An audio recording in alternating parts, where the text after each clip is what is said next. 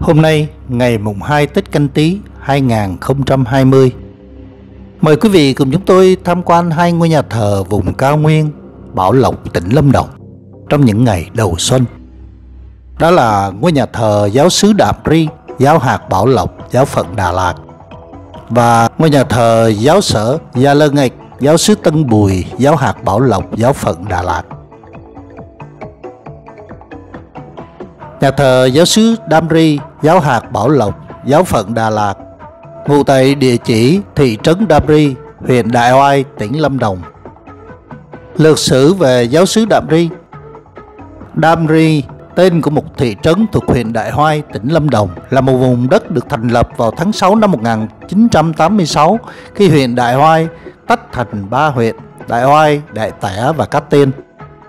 Trước năm 1975, Đam Ri là một vùng đất hoang vu, đa số là người Thượng dân tộc Mạ sinh sống bằng nghề nương rẫy. Rất ít người Kinh sinh sống ở đây ngoài khu vực cầu Đại Quay và một vài khu vườn cây ăn trái. Sau năm 1975, đây là một vùng kinh tế mới của Lâm Đồng.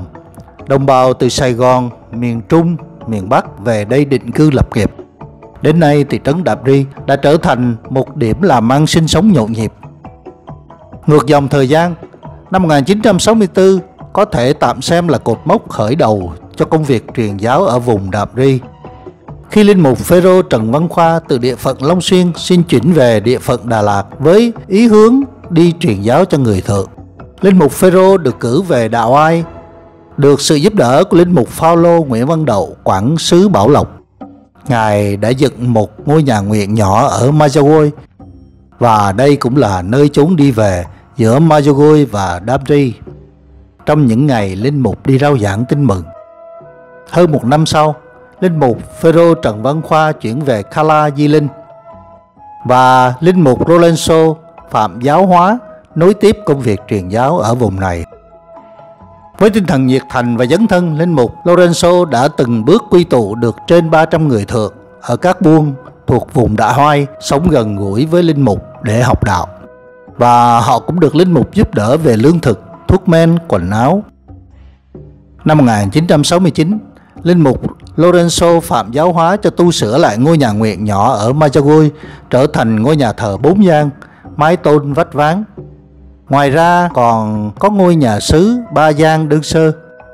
Cùng trong năm 1969, trên 100 người Thượng ở vùng đất Majagoi Đam Ri được linh mục Lorenzo ban phép bí tích rửa tội.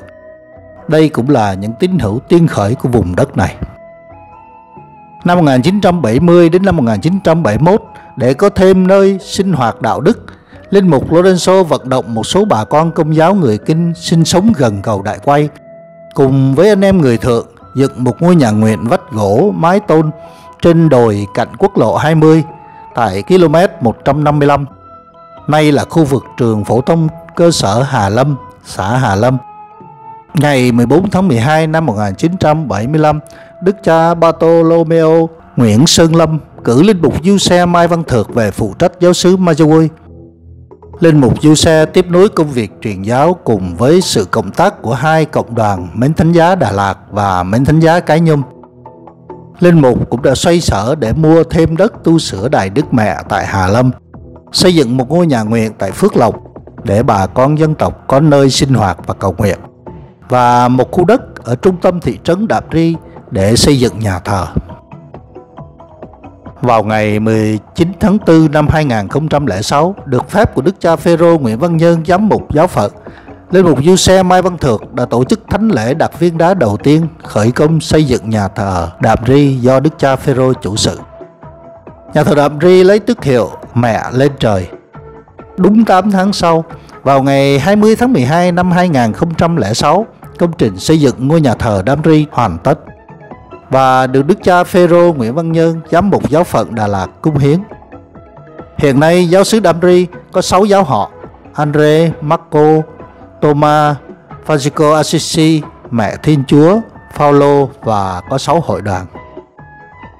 Dân số thị trấn Đam Ri tính đến nay là 17.500 người, trong đó có 2.444 người Công giáo. Trong số này, giáo dân người Thượng là 1.444 người thuộc giáo họ Phao-lô.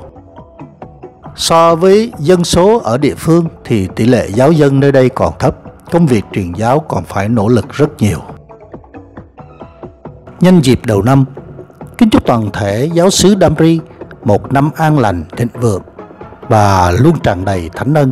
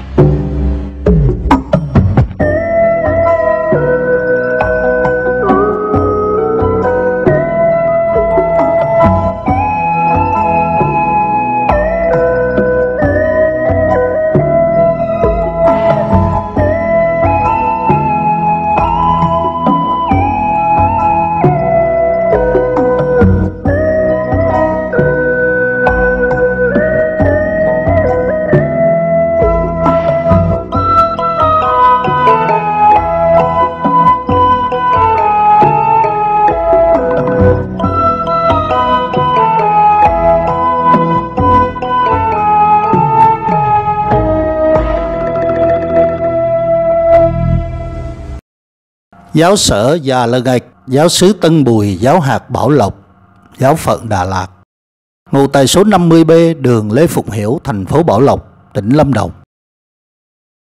Tất cả là hồng ân. Vào ngày 5 tháng 5 năm 2010, Đức Hồng Y Phêrô Nguyễn Văn Nhơn, giám mục giáo phận Đà Lạt, đã để lại một kỷ niệm khó quên trước khi lên đường ra Tổng giáo phận Hà Nội, bằng việc Ngài đã làm phép diện tích đất và đặt viên đá đầu tiên xây dựng nhà thờ Già Lơ Ngạch như món quà cuối cùng Ngài dành cho anh chị em dân tộc trong vai trò chủ chăn giáo phận. Sau 4 năm xây dựng, ngày 16 tháng 5 năm 2014, Đức Giám mục Anton giáo phận đã đến dâng thánh lễ cung hiến và khánh thành ngôi nhà thờ mới mang đậm nét văn hóa Châu Mã. Ngôi nhà thờ Già Lơ Ngạch được linh mục Du Xe Nguyễn Đức Cường, quản xứ Tân Bùi, xây dựng lên để dành riêng cho người dân tộc Mã thuộc giáo họ Phao-lô. Buôn Già Lân Ịch là 6 buôn quy tụ về nơi đây sau năm 1975, gồm các buôn Bơ Sư Đăng Lú, Bơ Sư Gia Lao, Tơ Rông Lùng, Bơ Trú, Bơ Nao, Bơ Trộ và Blau Pre. Ngôi nhà thờ mới này được hoàn thành để giúp cho 262 gia đình Công giáo với 1.144 nhân danh tại Già Lân Ịch có nơi tụ họp cầu nguyện thuận lợi. Một ngôi nhà thờ mang nét kiến trúc và bài trí mang những nét văn hóa đặc trưng của người Châu Mã. Từ tháp chuông mang hình dáng cây nêu đến các bục bệ thờ cũng như những hoa văn trang trí đều rất gần gũi với giáo dân nơi đây. Được biết, trong quá trình xây dựng ngôi nhà thờ này, giáo dân trong buôn Già Lân Ịch đã tham gia tổng cộng 5.757 ngày công và đóng góp được hơn 300 triệu đồng tiền do tiết kiệm từ mỗi gia đình từ năm 2008. Qua việc làm này cho thấy sự khát khao, mong mỏi và lòng yêu mến Thiên Chúa ở nơi đây biểu lộ cao như thế nào. Và cảm ơn quý ân nhân xa gần, những người quan tâm đến việc truyền giáo cho những người dân tộc thiểu số trong việc đóng góp xây dựng ngôi nhà thờ này. Một ngôi nhà thờ mang nét văn hóa hội nhập để giáo dân nơi đây cảm thấy mọi thứ đều gần gũi với mình, nhất là thấy được Thiên Chúa rất gần gũi với con người. Thế là từ đây, giáo họ Già Lân Ịch tuy nhỏ bé nhưng được Chúa ban tặng cho một ngôi nhà thờ khang trang, đáp ứng được những nhu cầu cần thiết về đời sống đạo đức của bà con trong vùng. Linh mục Giuse Nguyễn Đức Cường trải qua 14 năm làm chánh xứ.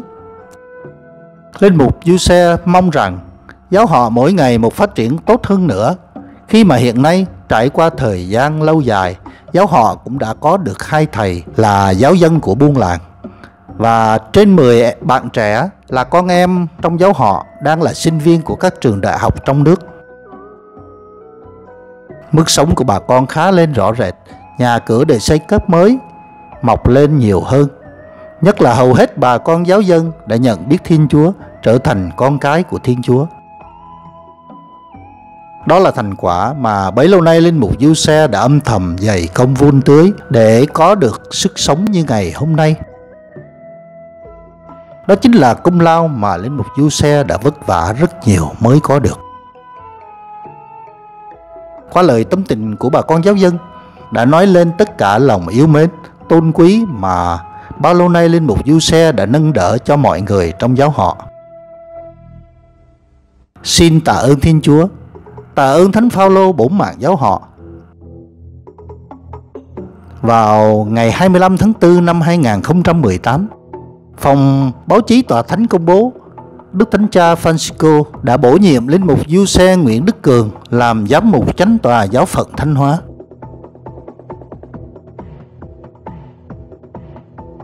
Vâng, tất cả là hồng ân. Nhân dịp đầu năm, nguyện xin Thiên Chúa qua lời bầu cử của Thánh Quan Thầy Phaolô ban muôn ơn lành cho mọi người trong gia đình giáo sở Già Lân Ịch. Nhờ ơn Chúa, mọi người biết cùng nhau chung tay xây dựng giáo sở thành một cộng đoàn yêu thương, hiệp nhất và loan báo tin mừng.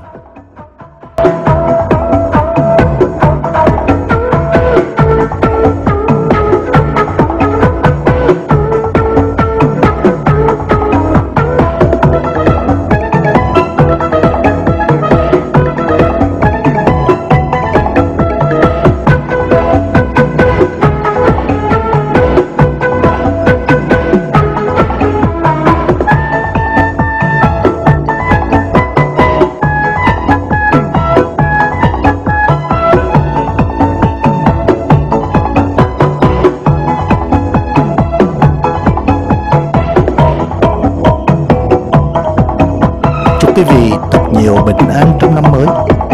Xin hẹn gặp lại trong những chuyến đi sau.